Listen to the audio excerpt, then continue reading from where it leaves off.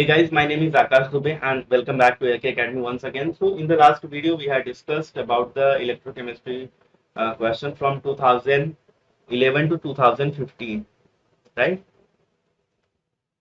And in this particular video I will be discussing the electrochemistry question from 2016 to 2020.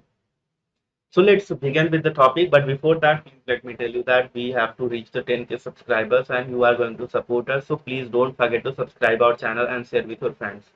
So guys, please do it and let us reach the 10k subscriber, and thank you so much in advance. So let's say the standard reduction potential of Fe3 plus Fe2 plus and Fe2 plus less Fe is given to us this, है ना, ये आपको पता ही है। देखिए इसका सबसे पहले हमको रिएक्शन लिख लेना है। It is accepting one electron and it is giving Fe2 plus, और यहाँ पे ये Fe2 plus is accepting 2 electron and it is giving Fe। अब इसके बाद इसको हम ऐड कर लें अगर, तो ये दोनों तो कैंसिल हो जाएगा, सॉरी ये कैंसिल हो जाएगा, 2e से ये e जुड़ जाएगा और we will have this one. This is what the equation we will be having. यहाँ पे देखो अब हम इसके साथ क्या कर सकते हैं, डेल्टा G1 और डेल्टा G2 निकाल सकते हैं। डेल्टा G1 की वैल्यू क्या है, माइनस NFe, तो n की वैल्यू हो गई 1, माइनस NFe में लिख देता हूँ, यानी कि माइनस 1 इंटू एफ इंटू ई की वैल्यू कितनी हुई थी, 0.7। यहाँ पे n की वैल्यू है 2, माइनस 2 इंटू एफ की वैल्यू एफ ही रखते हैं, ई की वैल्यू दी हुई है माइनस 0.44, ठीक। और डेल्टा जी यानी कि delta G1 plus delta G2 हो गया। तो देखिए ये हो जाएगा माइनस 0.77 एफ, ये हो जाएगा 2 से मल्टीप्लाई हो जाएगा तो प्लस 0.88 एफ करेंगे तो 0.11 एफ मिल जाएगा। और इसकी वैल्यू अगर हमको निकालनी हो तो minus N F E, n की वैल्यू यहाँ पे हो जाएगी 3, तो minus 3Fe is equal to 0.11 f। तो f से f कैंसल, तो बचेगा e will be equal to 0.11 upon 3 minus. तो यहाँ से आपका आंसर क्या मिल जाएगा, and after calculation you are going to get minus 0.036 volt. तो ये आपका आंसर हो जाएगा। चलिए नेक्स्ट देखते हैं। An electrochemical cell consist of 2 half cell reaction, ये दिया हुआ है 2 half cell reaction, and they are saying the mass of copper in grams dissolve on passing 0.5 ampere current for 1 hour is। अगर हम 1 घंटे तक 0.5 एम्पियर की करंट को पास करें तो हमको क्या मिलेगा, कितना अमाउंट कॉपर मिलेगा, 1 आवर। 1 आवर को अगर हम कन्वर्ट करें तो 60 मिनट, और इसको फिर सेकंड में कर लें तो comes out to be 3600 second. Q की वैल्यू निकाल लेते हैं, Q is equal to IT, 0.5 into 3600, and what it comes out to be 1800 coulomb, ठीक। ये मिल जाएगा अपने को। अब कॉपर की बात हो रही है यहाँ पे, तो देखिए कॉपर की अगर हम बात करें कितना डिजोल्व होगा, कितना डिजोल्व होगा, डिजोल्व होने की बात कर रहे हैं, राइट। देखो अगर यहाँ पे बात करें तो हमको 2 फैराडे करंट चाहिए अगर 1 मोल कॉपर को डिजोल्व करना है। तो इसका मतलब 2 into 96500 coulomb is equivalent to 63.6, यहाँ पे दिया हुआ 63.6 ग्राम ऑफ Cu। इतने को डिजोल्व करेगा, इतना करंट, तो इतना कितना करेगा, 1800 कूलम कितने को करेगा, 63.6 into 1800 upon 2 into 96500 gram of Cu, इसको डिजोल्व करेगा, ठीक। तो कैसे होगा ये, it comes out to be 0.593, तो ये इतना ग्राम डिजोल्व हो जाएगा। बहुत सिंपल है स्टूडेंट्स, कि देखो Q मतलब चार्ज हमने निकाल लिया, चार्ज इतना कूलम निकाला, और एक कूलम में होता है, सॉरी एक फैराडे में होता है 96500 कूलम। तो यहाँ पे 2 फैराडे चाहिए। अगर आप देखो तो Cu से Cu2 प्लस प्लस 2, यहाँ पे 2 मोल का रेशियो है ना, तो 2 मोल का यानी कि 2 फैराडे की बात हो रही है। जब 2 फैराडे की बात होगी, 2 faraday is equivalent to 1 mole of copper. तो ये 2 फैराडे की बात हो रही है, तो वही मैंने किया है, 2 फैराडे चार्ज यानी 2 into 96500 coulomb charge is equal to 1 mole of copper, यानी कि 63.6 ग्राम ऑफ कॉपर। आपका आंसर मिल गया। Next is this, in the following Latimer diagram the species that undergoes disproportionation reaction is। देखो ये वैसे तो ये रेडॉक्स का कॉन्सेप्ट है, बट रेडॉक्स प्लस ये जो लिखा हुआ था इसकी वजह से मैंने क्या किया कि ऐड कर देते हैं, ठीक है, इलेक्ट्रोकेमिस्ट्री के हिसाब से। देखो तो यहाँ पे देखो कि अगर हम सब में चेक करें, सब में अगर आप चेक करोगे तो आपको कुछ चीज जो है वो कॉमन मिलेगी, कुछ ऐसा एक जगह ऐसा डिफरेंस मिलेगा जिसकी वजह से क्या होगा कि एक्चुअली आपको पता चलेगा कि किसका डिस्प्रपोर्शनेशन रिएक्शन होता है।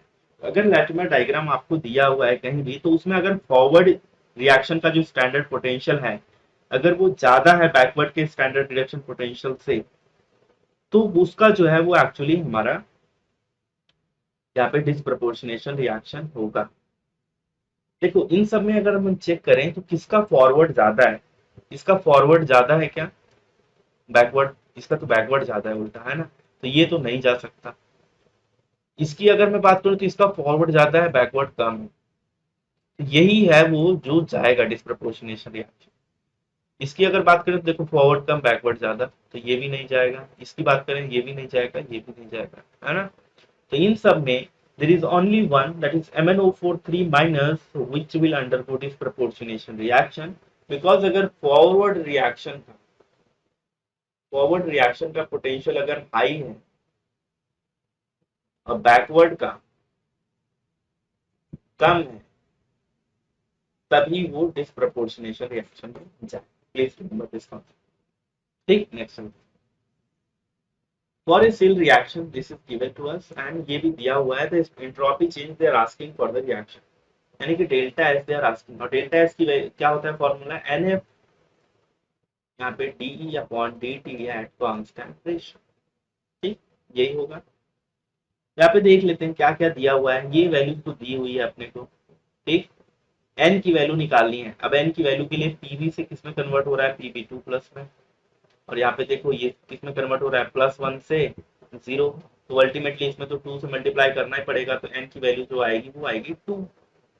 तो हम लिख देते हैं delta S is equal to 2 into 96500 into 1.45 into 10⁻⁻4, और जो भी आएगा आंसर आपका that comes out to be approx 8.68, कुछ ऐसा ही आएगा, है ना, इन जूल पर मोल पर केल्विन। आप कर लेना चाहिए जो भी है, सिंपल।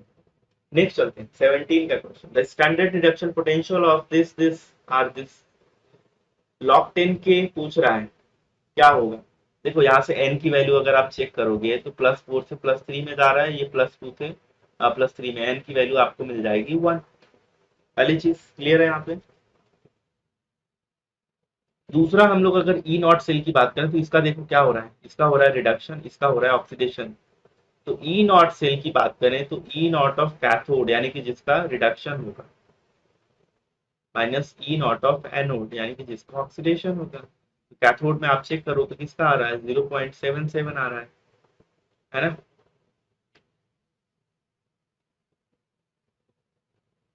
एक minute, E not of cathode minus E not of anode होगा, बराबर। तो देखो कैथोड कौन होगा, कैथोड वो वाला होगा जिसका होगा जिसमें रिडक्शन हो रहा होगा, यानी कि सीई वाला जो है, ये पार्ट जो है जिसमें रिडक्शन हो रहा है, बराबर। तो इसका रिडक्शन हो रहा है तो यानी कि ये है 1.44, यहाँ पे मैं लिख देता हूँ 1.4, माइनस एनोड, एनोड यानी कि जिसका हो रहा है ऑक्सीडेशन, ऑक्सीडेशन Fe2+ वाले का हो रहा है। ठीक, तो इसका ऑक्सीडेशन यानी कि 0.77, तो अगर आप इसको माइनस करोगे तो that your answer comes out to be 0.67 volt, ये मिल गया अपने को। अब क्या होगा, E not cell is equal to RT upon NF ln K, ये होता है। ठीक, अगर ये हम करेंगे तो यहाँ पे क्या मिल जाएगा, ई नॉट सेल को हमने लग दिया 0.67 इज इक्वल टू, यहाँ पे RT अपॉन F की वैल्यू दी हुई है, 0.0257 अपॉन N की वैल्यू है 1 ln K। किसके बारे में पूछ रहा है, लॉग के बारे में पूछ रहा है, तो आपको इसको 2.303 से मल्टीप्लाई करना पड़ेगा, तो it comes out to be 0.0257 into 2.303 is equal to log K. After calculation, whatever the answer will be, you are going to get. ठीक, आंसर आपका कुछ समथिंग ये मिल जाएगा जो भी हो, -11 point something, I guess -11.33, as I am expecting, otherwise you can solve. ठीक, तो नेक्स्ट देखते हैं. The EMF of a standard cadmium cell is this: 1.02 volt at 300 Kelvin. The temperature coefficient of cell is this. The value of delta H naught for the cell is. यहाँ पे delta H naught की value पूछ रहा है. अब देखो इसको हम लोग कैसे करेंगे. तो E की वैल्यू दी हुई है, E इज 1.02 वोल्ट, टेम्परेचर हो गया 300 केल्विन, और क्या हो जाएगा, DE upon DT at constant pressure is equal to -5.0 into 10⁻³ volt पर केल्विन. अब देखो फॉर्मूला क्या है, delta G is equal to delta H minus T delta S. Delta S का भी अपने को पता है ना, कि डेल्टा एस में क्या रखना है अपने को. तो डेल्टा एच को हम लोग ले लेते हैं एक साइड, तो ये हो जाएगा delta G plus T del S, और डेल एस की वैल्यू क्या है, N F D upon D T at constant pressure, और डेल जी क्या है, that is minus N F, ये हो जाएगा माइनस एन एफ ई, यहाँ पे ये हो गया, plus N F D upon D T into T. अब आपको सारी वैल्यूज यहाँ पे पता है. ठीक, अब आप कैसे इसको निकालोगे वो देखते हैं. अब यहाँ पे एक चीज ये है कि एक्चुअली हमको देखना पड़ेगा कि हमारा n का जो वैल्यू है वो हमको कहां से मिलेगा. ठीक, देखो कैडमियम सेल की बात हो रही है ना. कैडमियम सेल की अगर मैं बात करूंगा तो Cd2+ के ऑक्सीडेशन स्टेट में रहेगा, तो इसका मतलब n की जो वैल्यू आने वाली है वो 2 आ जाएगी. तो यहाँ पे n की वैल्यू 2 हो गई, f की वैल्यू पता है, e की वैल्यू ऑलरेडी दी हुई है, टेम्परेचर दिया हुआ है, ये दिया हुआ है. तो यू कैन कैलकुलेट, जो भी आएगा आप रख के आप कैलकुलेट करोगे तो -4.8 kilo joule I guess approx इतना आएगा. ठीक, तो that will be your answer. Next देखते हैं. They are saying the limiting molar conductivity of La3+ and Cl- ion in aqueous medium as at 298 Kelvin are this and this respectively. The transport number of Cl- in an infinitely dilute aqueous solution of LaCl3 at 298 Kelvin is. अब इसको सबसे पहले आप data निकाल लो. La3+ का कितना दिया हुआ है, 209.10 इंटू 10⁻⁻4, और Cl- का कितना दिया हुआ है, 76.35 into 10⁻⁻4. Transport number of Cl- पूछ रहा है. ठीक, अब ट्रांसपोर्ट नंबर ऑफ Cl- कैसे निकालेंगे, transport number of Cl- is equal to molar conductance of Cl- at infinite dilution upon molar conductance of LaCl3. LaCl3 में पूछ रहा है इसलिए हमको ये निकालना पड़ेगा. तो molar conductance of LaCl3 will be equal to molar conductance of La plus 3 into molar conductance of Cl-. ये पुट कर दो आप, क्या हो जाएगा, 209.10 into 10⁻⁻4 plus 3 into 76.35 into 10⁻⁻4. After addition you are going to get 438.15 into 10⁻⁻4. ये आपको मिल गया. अब हो गया. Cl- का आपको पता ही है, 76.35 into 10⁻⁻4 upon 438.15 into 10⁻⁻4. So your answer comes out to be approx 0.17. So this is what you are going to get. Next question is, the salt breeze in a galvanic cell allows the flow of. तो इसका क्या होगा कि actually अगर हम बात करें तो गैल्वेनिक सेल में अगर सॉल्ट ब्रिज की बात करें तो that allows the flow of ions but not the electrons. The mean ionic activity coefficient of 0.01 molar aqueous solution of this is given to us Ca3PO4 twice is. अब इसका कैसे करना है अपने को, इसका अगर हम डिसोशिएट करेंगे तो 3Ca2 plus plus 2PO4 3 minus, ये मिल जाएगा अपने को, बराबर है. इसका कॉन्सेंट्रेशन कितना है, 0.01. इसका हो जाएगा 3 इंटू 0.01, इसका हो जाएगा 2 इंटू 0.01. चार्जेस की बात करें अगर हम, तो Z की अगर बात करें तो यहाँ पे हो जाएगा 2, यहाँ पे बात करेंगे 3। आयनिक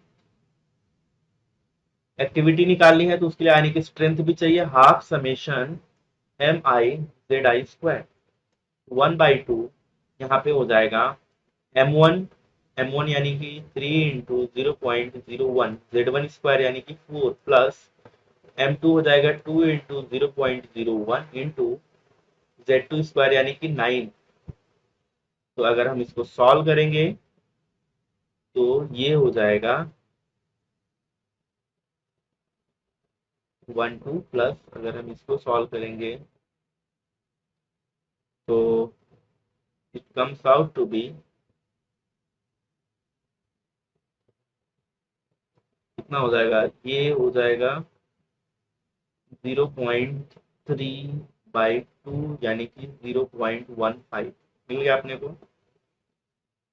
We know now log gamma plus minus is equal to minus 0.509 into 3 into 2 हो जाएगा, है ना, z plus z minus and into under root 0.15. After calculation you are going to get minus 1.182. अगर gamma plus minus ले लेंगे तो anti log में चले जाएगा 0.657 आपका आंसर है। तो 0.657 should be your answer. Correct? Next देखते हैं। For the reaction CuSO4 plus ZnSO4 plus Cu, है ना, the value of delta G naught is, delta G naught की वैल्यू पूछ रहे हैं। तो देखो इसमें सबसे पहली चीज क्या है, अपने को E नॉट सेल निकालना है। E नॉट सेल की अगर मैं बात करूं तो यहाँ पे एक्चुअली देखेंगे हम किसका ऑक्सीडेशन हो रहा है, Zn का ऑक्सीडेशन हो रहा है, Cu का हो रहा है रिडक्शन। ठीक, तो रिडक्शन वाले का पहले लिखेंगे E not of cathode minus minus 0.76 और ये मिल जाएगा अपने को 1.10 वोल्ट। ठीक है, अब ई नॉट सेल की बात करें अगर हम, तो डेल्टा जी नॉट की, sorry, so that is equal to minus N F E naught. यहाँ पे एन की वैल्यू हो जाएगी 2 बिकॉज कॉपर 2 प्लस स्टेट में है और 2 इलेक्ट्रॉन एक्सेप्ट कर रहा है, Zn 2 इलेक्ट्रॉन दे रहा है, माइनस 2 इंटू एफ इंटू ई की 1.10। आप चाहो तो इसको, यहाँ पे एफ की वैल्यू 96485 दी हुई है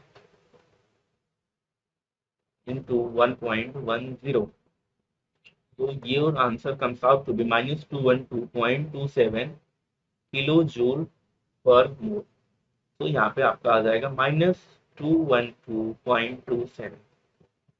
ठीक, so that's all for this video and we completed all the electrochemistry question from 2011 through 2020, right? And guys, thank you so much for watching this video. Please subscribe to our channel and help us to reach 10K subscriber, and also don't forget to like this video and share with your friends. Thank you so much for watching.